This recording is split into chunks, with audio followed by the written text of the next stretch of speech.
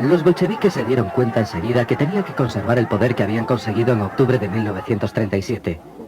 Los nuevos gobernantes de Rusia crearon una comisión extraordinaria para prevenir la contrarrevolución. Fue conocida con el nombre de la Checa, el escudo y la espada del gobierno soviético. Al cabo de una década, toda la resistencia había sido aplastada. Los que no estaban de acuerdo con el nuevo régimen fueron muertos, forzados a emigrar o deportados a campos de concentración. Para conseguir las ambiciosas metas de Stalin, Rusia debería pagar un precio muy elevado. Su visión del socialismo requería el trabajo de millones de esclavos. La Organización para la Seguridad del Estado, conocida como la Administración Política del Estado Unificado, u OGPU, comenzó desde 1922 a cambiar su misión de eliminación de la oposición a suministrar trabajadores forzados para la construcción del infame Gulag.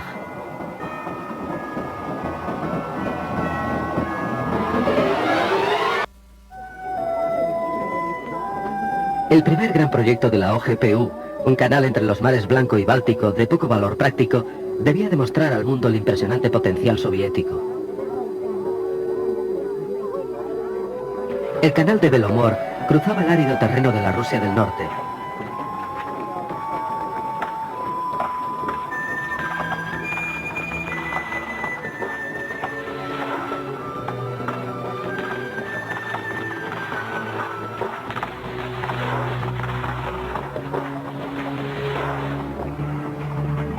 Millones de metros cúbicos de rocas y tierra fueron excavados a mano.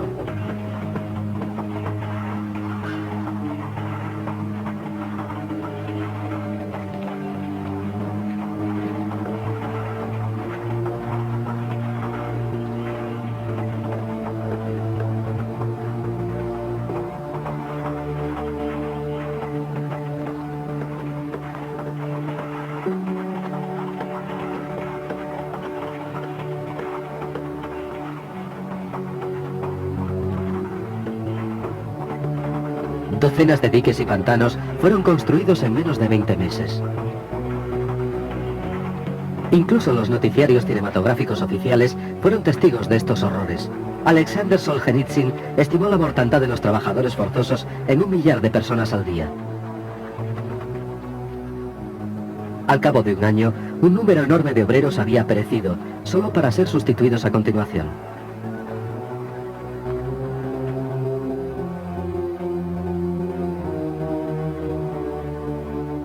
El canal fue terminado en el tiempo previsto.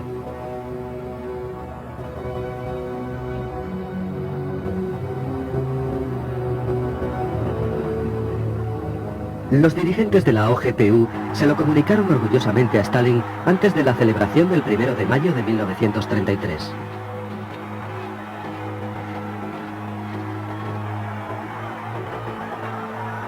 El proyecto había sobrepasado todas las expectativas. Solamente se habían gastado la cuarta parte de los 400 millones de rublos presupuestados.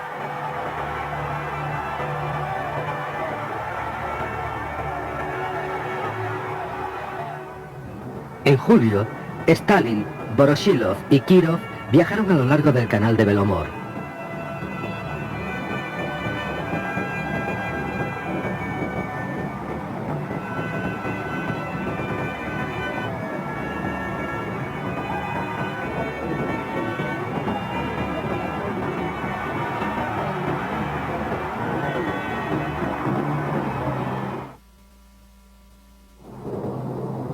La OGPU pasó a encargarse de otros proyectos. Desde 1932 a 1937 fue construido un canal de 130 kilómetros entre Moscú y el Volga. Las condiciones en las que se trabajaba eran ínfimas.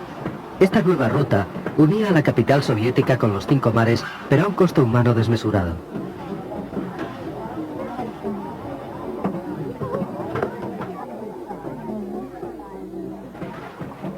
La construcción ferroviaria se hizo posible gracias a los trabajos forzados.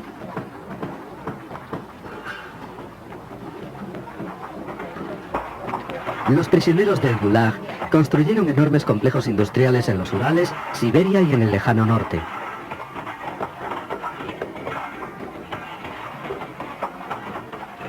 Los convictos ayudaron a construir el metro de Moscú, una maravilla de la ingeniería.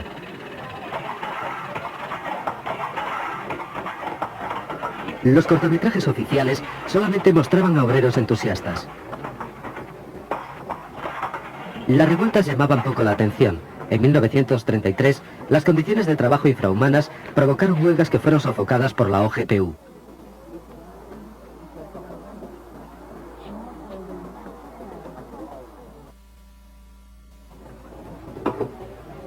La seguridad soviética deseaba tener el control total de la población. La emisión de pasaportes domésticos en 1932 fue uno de los primeros pasos. Solo aquellos que tenían todos sus papeles en regla pudieron obtener la documentación. La más ligera irregularidad en el historial de una persona era motivo de prisión. Ahora el gobierno podía también supervisar y limitar los viajes.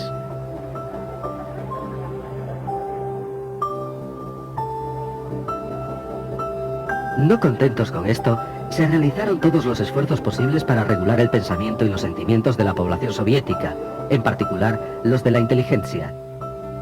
Lenin había desdeñado la inteligencia llamándola más o menos basura.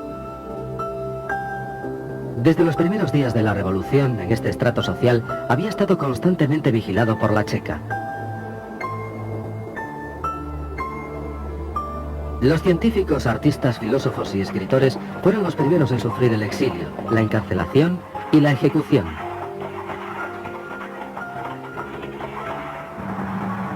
En 1922, la OGPU deportó a 200 prominentes intelectuales.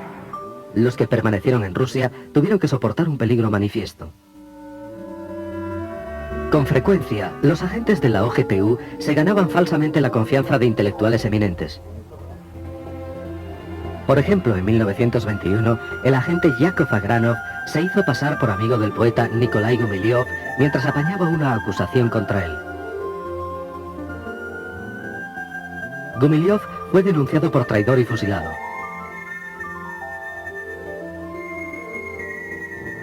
Agranov se hizo entonces amigo de otro poeta, Vladimir Mayakovsky. En 1931, Mayakovsky supuestamente se suicidó.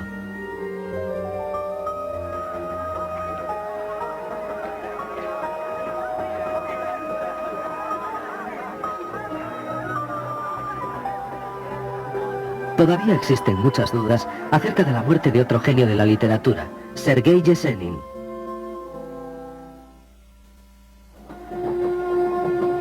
El escritor Máximo Gorki estaba también muy estrechamente vigilado por la OGPU.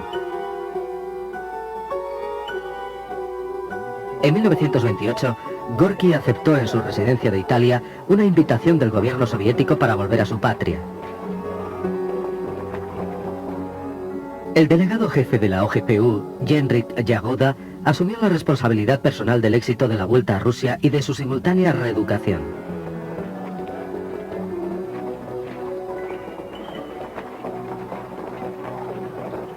Todas las apariciones públicas de Gorki fueron preparadas por la OGPU.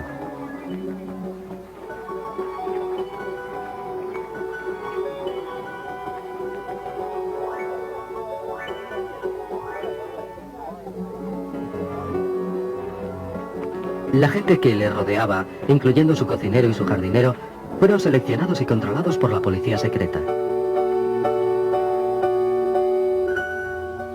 Se tomaron grandes trabajos para que la realidad soviética le pareciera idílica a Gorki. Se le permitió vivir con lujo. Stalin dio, en su honor, su nombre a buques, calles y ciudades, y le ofreció destacados puestos oficiales, incluyendo el de comisario de la educación. Stalin esperaba que Gorki le manifestara su gratitud escribiendo un libro que alabara al dirigente soviético.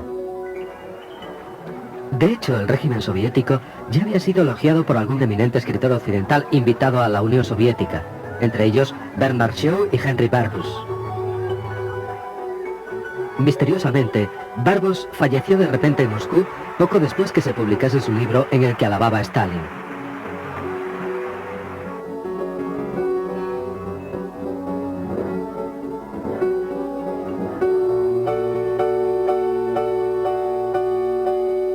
Pero Gorki no quería escribir un libro sobre el jefe del partido. A diferencia de los escritores extranjeros, él conocía las implicaciones del socialismo de Stalin. La colectivización de la agricultura acabó en una hambruna que se llevó, incluso en la estimación a la baja de la OGPU, 3,5 millones de vidas. Entre Stalin y Gorki comenzó a crecer la tensión. El escritor fue aislado. No se le permitía salir de la Unión Soviética.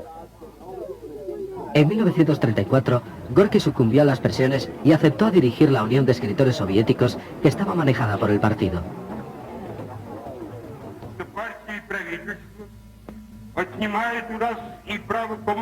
El partido y el gobierno hacen que no sea precisa la necesidad de que unos manden a otros. En su lugar, nos garantiza el derecho a la enseñanza. Enseñar significa intercambiar experiencias, solo eso.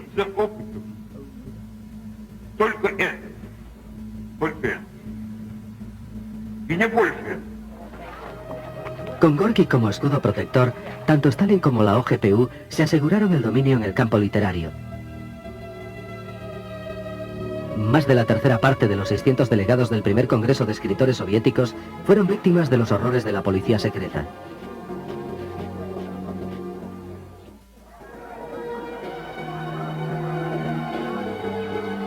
En 1936, Gorki murió. De acuerdo con las fuentes oficiales, la negligencia de sus médicos fue la causa de su muerte, pero los historiadores opinan que la culpa fue de la OGPU. Stalin y la policía secreta atribuían regularmente la responsabilidad de sus crímenes a personas totalmente inocentes. 1934 fue un año de cambio. A principios se celebró el 17º Congreso del partido. Más tarde fue llamado el Congreso de los Vencedores, en el que, por supuesto, había existido unidad interna y ausencia de disensión. El Congreso fue un éxito para Stalin y su camarilla, pero no había sido un éxito fácil. La elección del Comité Central del partido fue por votación secreta. Sergei Kirov, apoyado por los obreros, obtuvo la mayoría. Se emitieron 4 votos contra Kirov y 289 contra Stalin. Estas cifras fueron ocultadas al Congreso.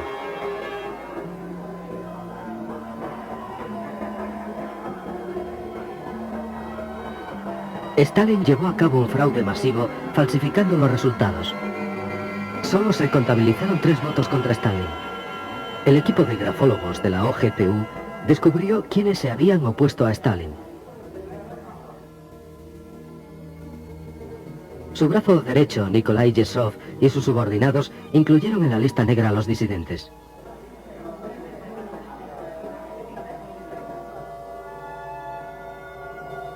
Poco tiempo después, el presidente de la OGPU, Vyacheslav Mesinsky, murió.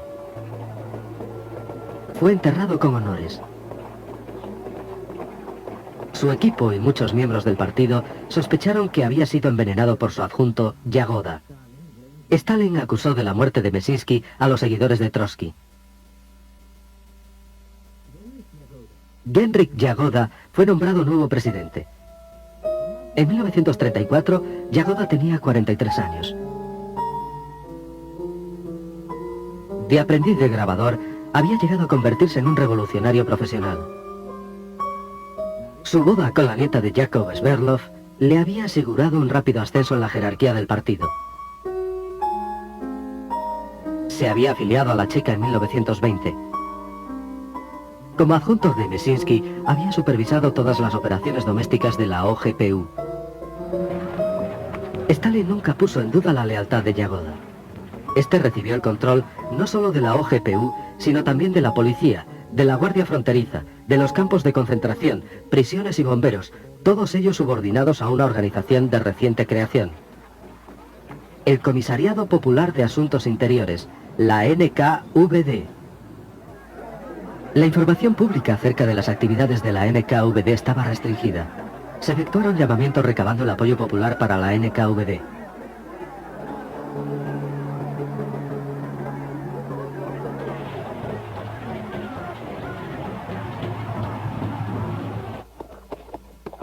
Los noticiarios cinematográficos mostraban a los guardias fronterizos mientras patrullaban a lo largo de la mayor frontera terrestre que existía en el mundo.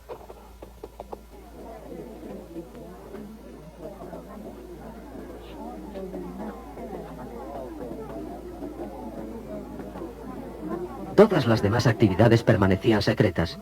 Una de las primeras acciones de Yagoda fue establecer conferencias especiales, organismos punitivos con autoridad para firmar sentencias de muerte sin llegar a ver al acusado.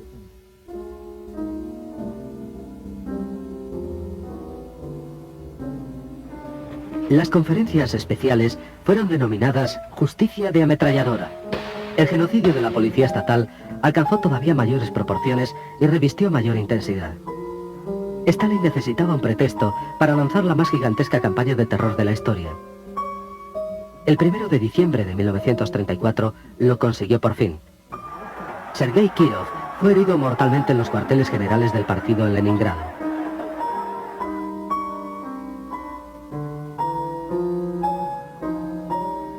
Inicialmente, su muerte fue atribuida a un demente asociado con un grupo imaginario de saboteadores. Pero de hecho, el asesinato fue llevado a cabo por la sección de la NKVD de Leningrado, siguiendo órdenes de Stalin.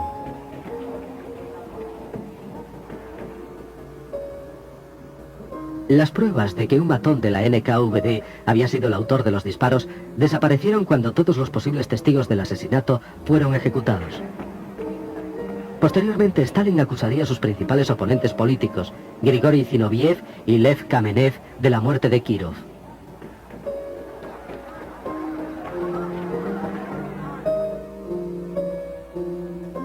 El 15 de enero, ambos fueron juzgados y sentenciados a 5 años en los campos de trabajo, aunque no existían pruebas de su culpabilidad.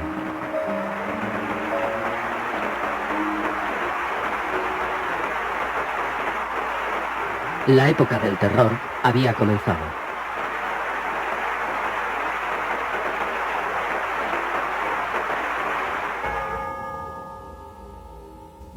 En 1936, el secretario del Comité Central del partido, Nikolai Yesov, comenzó a preparar el primer juicio de Moscú.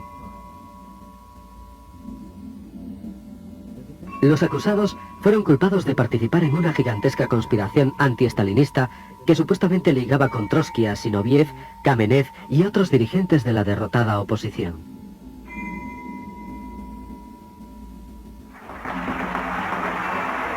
El juicio de agosto de 1936 terminó con la pena de muerte para todos los acusados.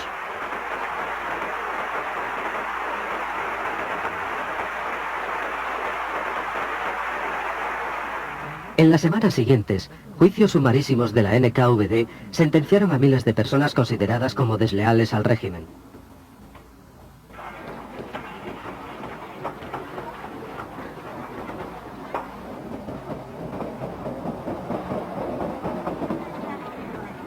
Muchos comunistas extranjeros que vivían en la Unión Soviética fueron arrestados.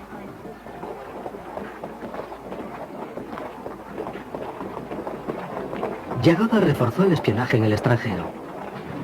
La Guerra Civil Española dio a los agentes de la NKVD la oportunidad perfecta para deshacerse de los miembros disidentes del comunismo internacional.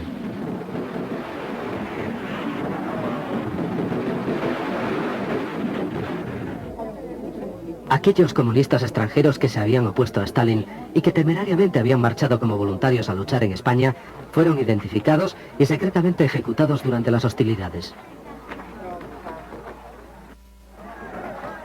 En la segunda mitad de 1936, obedeciendo una orden de Stalin, la NKVD se preparó para el segundo juicio de Moscú. Los arrestados fueron acusados de ser dirigentes de una organización paralela. Supuestamente, la organización había estado preparando el lanzamiento de una campaña de terror en caso de que la conspiración de Zinoviev y Kamenev fallara. Entre los 17 acusados estaba Grigori Sokolnikov, un antiguo ministro de Finanzas.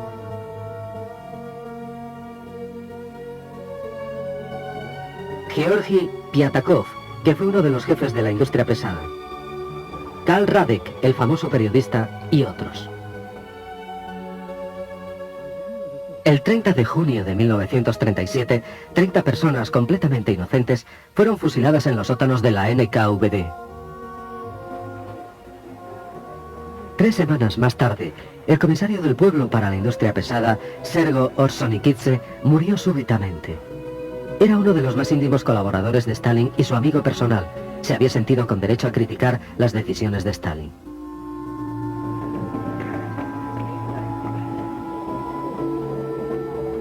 La ausencia de Yagoda en el funeral de Orsonikidze demostró públicamente la pérdida de su influencia. En octubre de 1936, el jefe de seguridad había sido degradado al rango inferior de comisario de comunicaciones. Nikolai Yesov se convirtió en la nueva cabeza de la NKVD.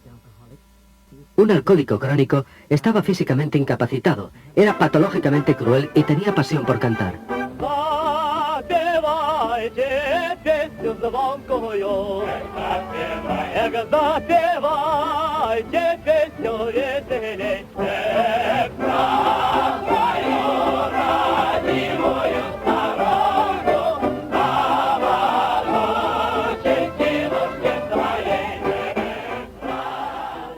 El periodo más espantoso de la historia soviética había comenzado.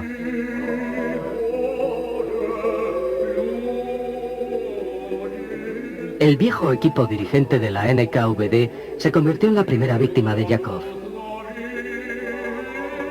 Casi todos los oficiales de alta graduación de la policía secreta fueron convocados a Moscú. No regresarían jamás. Yesov diezmó los cuadros del servicio secreto militar soviético. En 1937, el legendario viejo alias general Grishin, alias Jan Bersin, jefe de la administración del Servicio Secreto Militar del Ejército Rojo, que estaba prestando servicio en España, fue llamado a la Unión Soviética, donde fue ejecutado.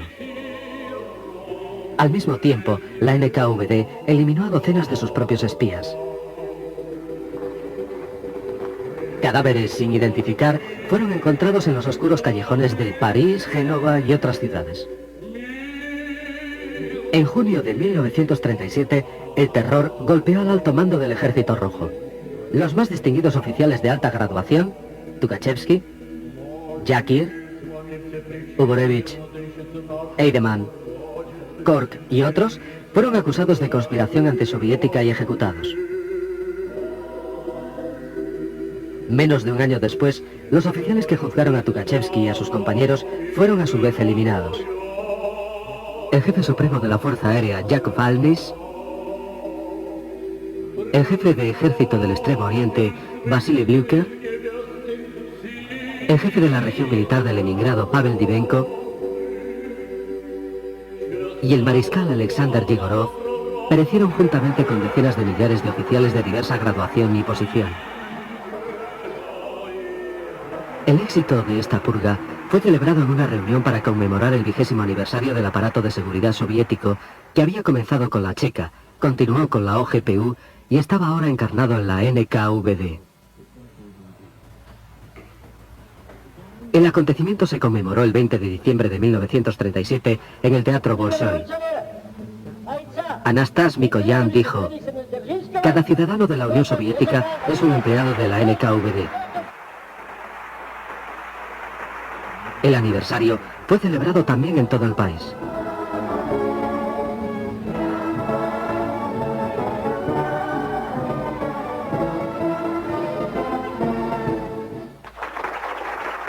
Yesov fue galardonado con la Orden de Lenin.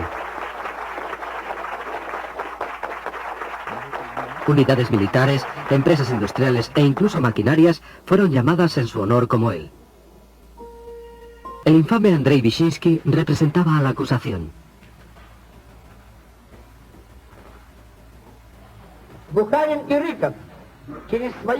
Bukharin, Rykov y sus cómplices han estado suministrando sistemáticamente información a diversos servicios secretos extranjeros. Espías alemanes y polacos han acudido como moscas alrededor de Yagoda. Y él no solo los ha protegido, sino que ha espiado para ellos. Como fiscal, Vyshinsky se basaba en denuncias en lugar de hacerlo en hechos probados.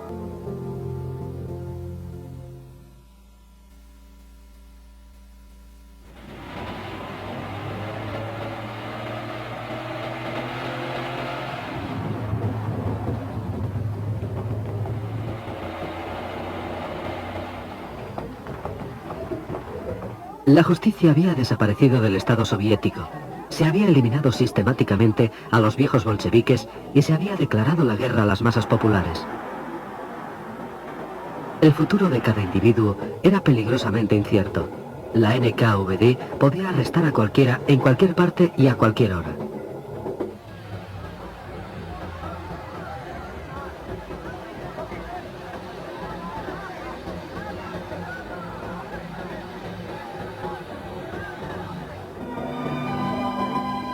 Mediante una ley promulgada en 1935, a partir de los 12 años de edad, se podía aplicar a los ciudadanos responsabilidades criminales y penales. Los niños podían ser encarcelados o condenados a muerte.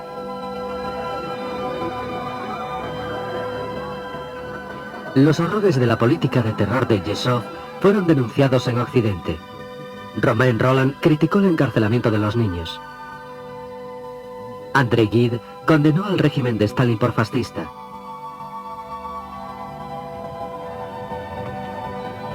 Incluso Herbert Wells, que siempre había simpatizado con la causa soviética, no pudo ya seguir emitiendo juicios favorables a la misma. Pero Stalin todavía tenía aliados. Leon Feuchtwanger, que visitó la Unión Soviética en 1937, escribió una oda al dirigente soviético. Mi primera impresión es la de que Stalin es una persona sencilla. El pueblo soviético no solo le respeta, sino que le adora. Nadie podría tener más mérito para ser el representante de 170 millones de personas.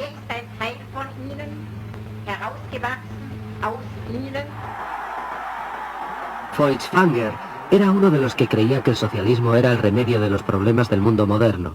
Él prefería a Stalin mucho antes que a Hitler.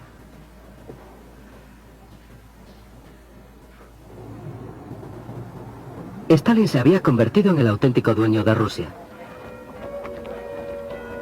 Para él, el terror era una herramienta de uso común para la administración del Estado. Pero necesitaba nuevos ejecutores porque ya iba siendo hora de eliminar a los testigos de sus más recientes crímenes.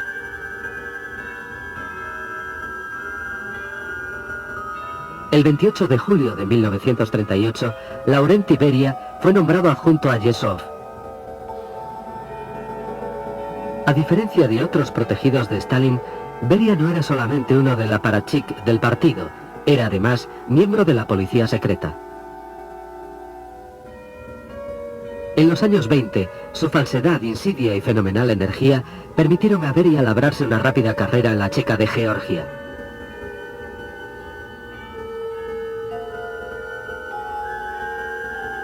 No había cumplido todavía los 30 años cuando había conseguido ya ser su presidente.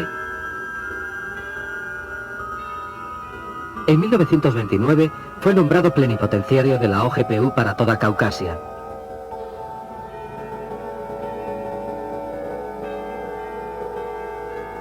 Stalin coincidió con él durante unas vacaciones en Georgia. A partir de entonces, Beria continuó su escalada, pero ahora dentro ya de la jerarquía del partido.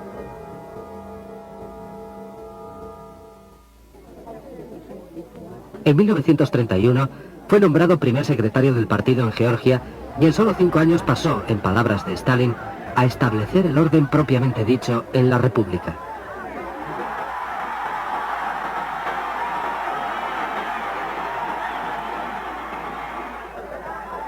Hacia 1937, Beria se había convertido en el dictador de Georgia, un pequeño Stalin.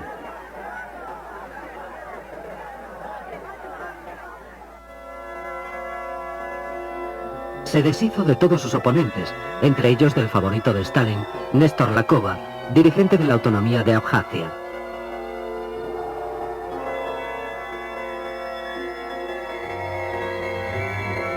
Lakova fue elegido sucesor de Yagoda en la NKVD, pero rechazó el nombramiento. No deseaba abandonar Abjasia, prefirió quedarse para luchar contra Beria por el dominio de Transcaucasia.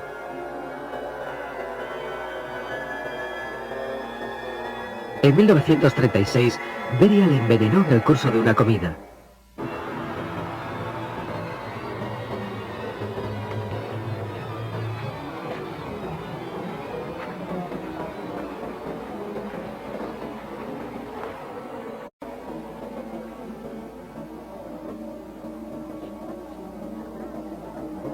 Al año siguiente, todos los parientes de la Kova habían sido eliminados.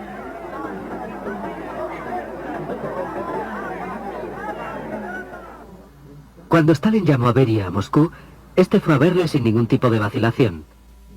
Pasó a ser nombrado adjunto de Yezhov y se hizo inmediatamente con el poder.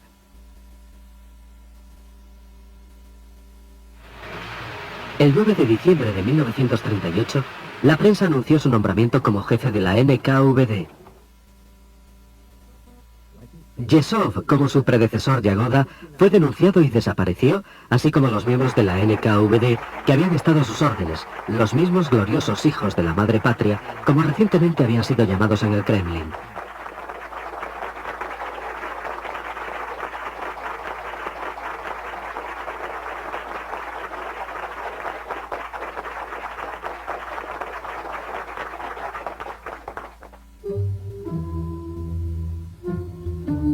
Beria anunció un clima político más templado. Varias docenas de prisioneros del Gulag fueron liberados, entre ellos Konstantin Rokossovsky, Andrei Tupolev y Lev Landau. Pero nuevos prisioneros ocuparon su lugar.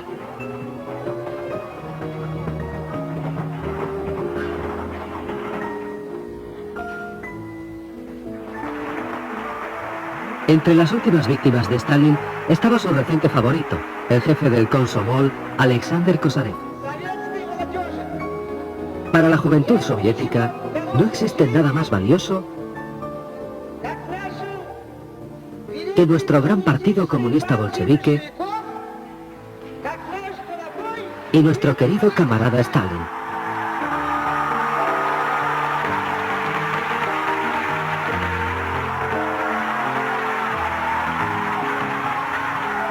Kosarev, el espíritu de la lealtad, fue repentinamente condenado porque el Komsomol había fallado a la NKVD no entregándole enemigos.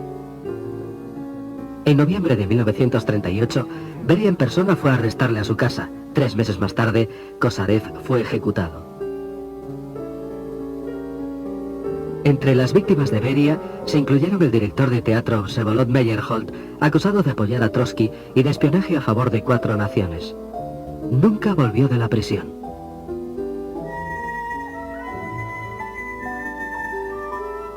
Su mujer, la actriz Zinaida Reich, fue acuchillada hasta la muerte por los asesinos de la NKVD.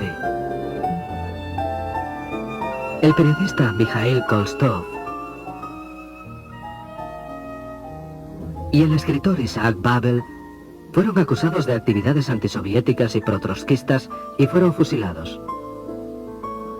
Antes de su ejecución, la NKVD los había interrogado intentando obtener pruebas que incriminaran a otros intelectuales. Al escritor Boris Pasternak, a Yuri Olesha, a Ilya Ehrenburg y al compositor Dmitri Shostakovich. La policía secreta preparó otro juicio para la galería.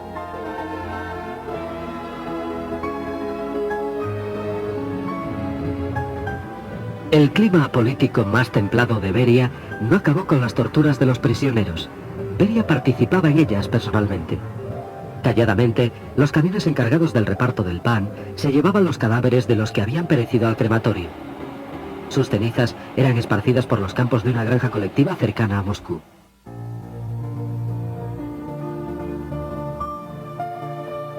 En 1940, Beria supervisó personalmente la operación para asesinar a Trotsky, el enemigo más odiado de Stalin.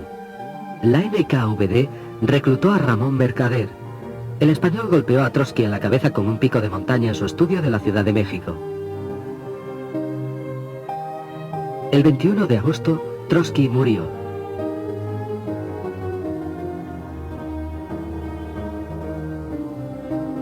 Después de que Mercader hubiera cumplido 20 años de prisión en una cárcel de México, le fue otorgada la Estrella de Oro de Héroe de la Unión Soviética.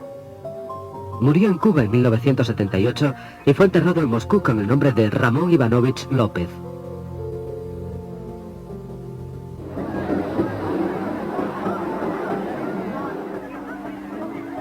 En agosto de 1940, la NKVD comenzó a purgar a los estados bálticos recientemente anexionados, Estonia, Letonia y Lituania. En octubre, todos los sospechosos de albergar sentimientos antisoviéticos fueron exiliados. Otros más le siguieron en 1941 y de nuevo otra vez en 1944. En total, más de 700.000 personas.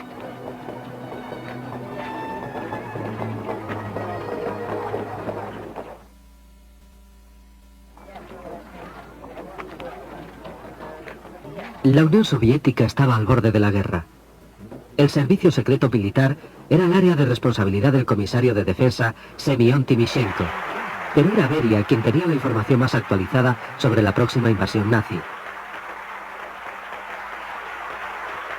Él y Stalin fueron los responsables de la catástrofe militar de 1941. Stalin rehusó enterarse de los planes de ataque de Hitler y Beria ignoró intencionadamente la evidencia que en aquellos días iba en aumento. Incluso pocas horas antes del asalto nazi, Beria se quejaba ante Stalin de que los espías estaban tratando de sembrar el pánico.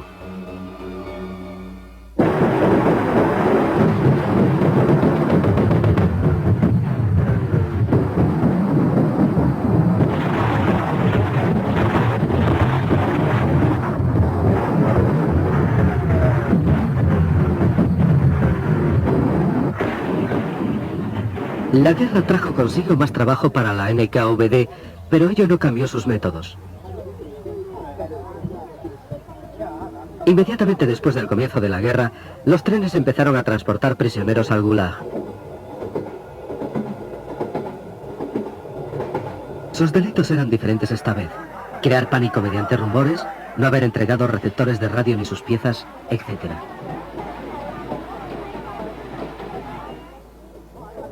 También se encarceló a soldados que habían sobrevivido a asedios.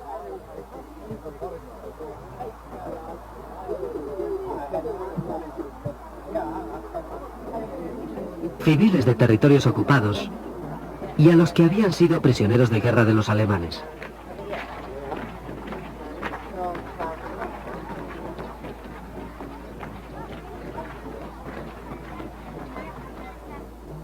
Grupos nuclear.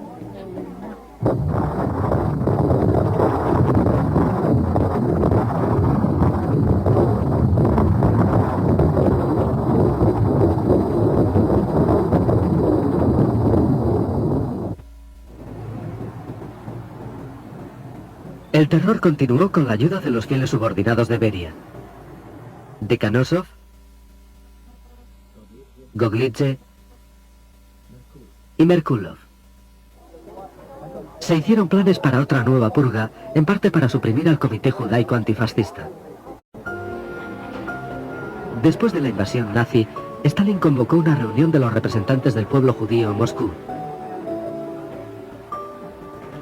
El actor Solomon Michoels, el escritor Ilya Ehrenburg y otros famosos intelectuales judíos habían solicitado a sus hermanos de todo el mundo que ayudaran a la Unión Soviética a luchar contra el nazismo. Su llamada fue escuchada. En Estados Unidos se creó el Consejo Judío de Ayuda a Rusia y fue encabezado por Albert Einstein.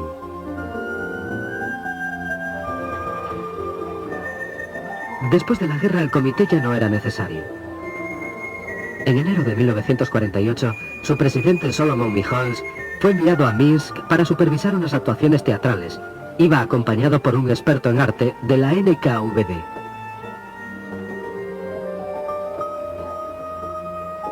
Michoels nunca volvió de aquel viaje. Murió en un accidente de coche. Muchos otros miembros del comité fueron arrestados. Algunos murieron durante los siguientes 3 años de interrogatorios. El resto fueron ejecutados en 1952. En los últimos años 40, Beria se preparaba para ampliar su poder. Pero sus propósitos se vieron dificultados cuando su más íntimo aliado, Georgi Malenkov, perdió su puesto de secretario del Poder Central al tiempo que el favor de Stalin. En su lugar, fue ascendido Andrei Zhdanov, que era el principal oponente de Beria. Con él, su ala política obtuvo puestos clave. Pero en 1948, Zhdanov murió súbitamente y Malenkov volvió a su antiguo puesto. Juntos, Beria y Malenkov podían controlar a todos los miembros del partido y de esta manera dominar el país entero. Solamente Stalin tenía un poder mayor aún. Pero el 1 de marzo de 1953 sufrió un ataque al corazón y murió poco después en su dacha.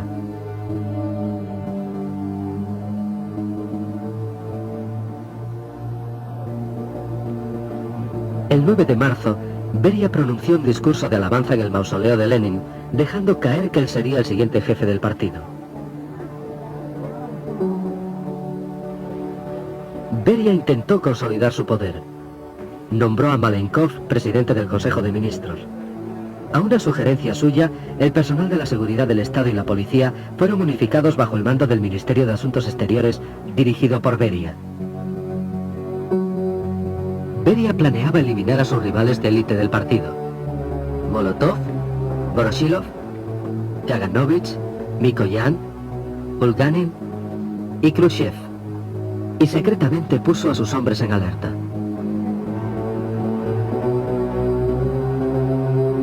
El plan falló. Dos diputados de Beria, Sergei Kruglov e Iván Serov, le traicionaron e informaron a Nikita Khrushchev del golpe que se preparaba.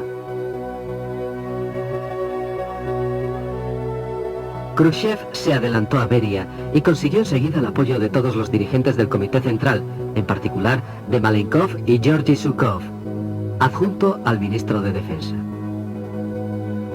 Por orden de Khrushchev, Beria fue arrestado en el Kremlin el 26 de junio de 1953.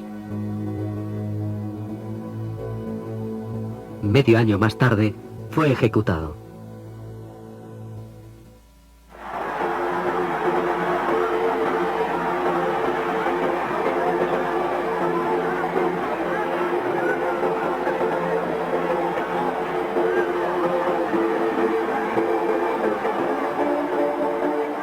A los 3 meses, Khrushchev nombró a Iván Serov primer presidente de una nueva institución que llegaría a alcanzar renombre mundial: